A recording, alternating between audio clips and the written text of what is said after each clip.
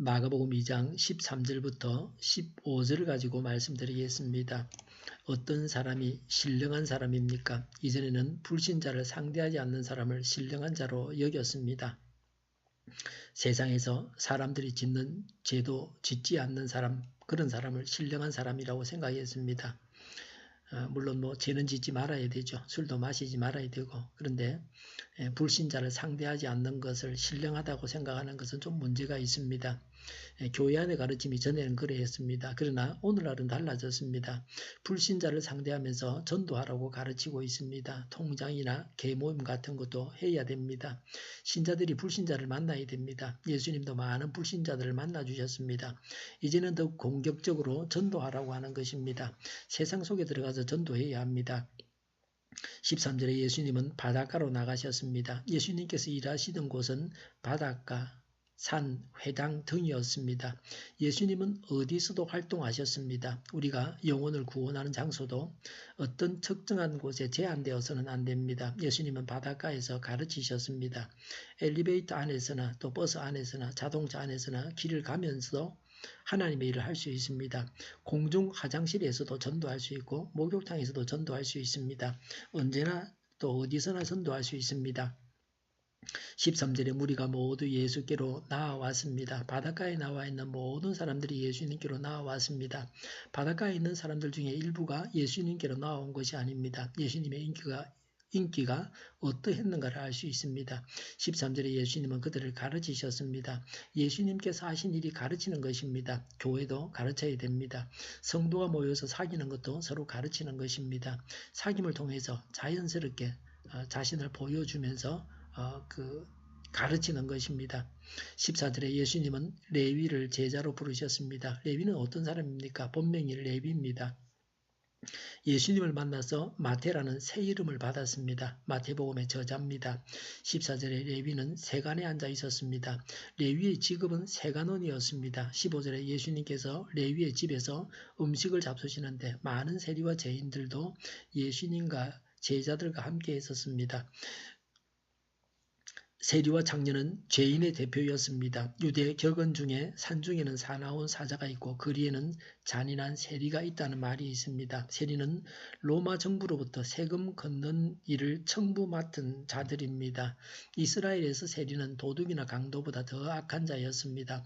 세리는 로마의 앞잡이들입니다. 세금을 과다하게 걷어서 로마 정부에 바치고 자기들이 나머지를 착복했습니다.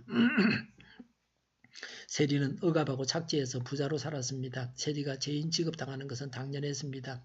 세리는 죄인이고 매국노였습니다. 세리와 창녀는 회당에서 쫓겨났습니다. 세리의 가족은 유대인 자치 조직의 직무를 담당할 자격이 없었습니다. 가족들까지도 멸시를 받았습니다. 유대인 법정에서 정언할 수도 없었습니다. 세리와 창녀는 민족적 동질성을 파괴하는 극악한 무리로 분류되었습니다. 예수님의 제자들은 미천한 어부이거나 세리 같은 죄인들입니다.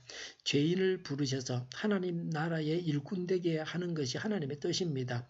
오늘날에도 세상에서 버림받은 자들이 하나님의 일꾼이 될 수 있습니다. 사람은 겉을 보지만 하나님은 중심을 보십니다. 사람들은 버렸지만 예수님은 취하셨습니다. 사람은 아니라고 하지만 예수님은 맞다고 하십니다. 하나님의 기준으로 사람을 보고 선택해야 합니다. 14절에 레위는 예수님의 말씀에 순종하여 예수님을 따랐습니다. 사회의 일반적인 관념으로 보아서는 레위는 세리이고 그래서 죄인입니다. 그러나 실제로 레위는 예수님의 말씀에 순종하는 착한 사람이었습니다. 하나님 마음에 합한 자였습니다. 성경에 나오는 부자 청년은 재산이 많았습니다. 그래서 예수님께서 자신을 따르라고 했지만 순종하지 않았습니다. 그 부자 청년은 세상 사람들이 의인이라고 하지만 그는 하나님께 불순종하는 자였습니다. 레위는 세상 사람들이 죄인이라고 하지만 하나님께 순종하는 의인이었습니다. 우리 자신이 어떻습니까? 하나님께서 보실 때의 의인입니까? 죄인입니까? 하나님께 불순종하는 자는 죄인입니다. 예수님께서 죄인을 만나신 것처럼 우리도 죄인들을 만나야 합니다. 예수님께서 죄인들을 의인되게 하신 것처럼 죄인 마태가 변해서 예수님의 제자요 사도가 되게 하신 것 같이 우리도 죄인들이 예수 믿고 그리고 의인되게 해야 합니다. 불신자를 전도하기 위해서 불신자를 찾아가고 사귀어야 합니다. 기도하겠습니다. 불신자를 만나서 전도하게 하여 주시옵소서. 우리 동일교회가 만군의 집 하게 하여 주시옵소서. 오늘도 우리의 모든 모임을 주장하시고 하나님의 뜻이 이루어지게 하여 주시옵소서. 예수 이름으로 명하노니 모든 병만은 물러가고 몸의 모든 부분들을 온전하게 될지어다. 신유의 기적을 베푸셔서 저희의 질병을 고쳐주시옵소서. 저희와 교회와 나라의 민족을 불쌍히 여겨주시옵소서. 독재 정권이 무너지고 적과 통일이 되지 않고 평화 통일을 이루게 하여 주시옵소서. 전쟁 위험이 사라지게 하시며 북한의 핵 문제를 해결하여 주시옵소서. 신앙의 자유를 누리며 살게 하여 주시옵소서. 하나님을 대적하는 세력들이 바로 망하게 하여 주시옵소서. 국회와 정부가 하나님을 기뻐하시는 법만을 만들게 하시며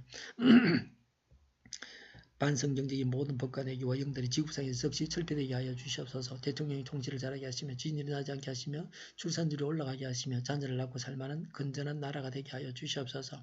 에너지 정책, 재활용금 정책을 제대로 세워서 집행하게 하여 주시옵소서.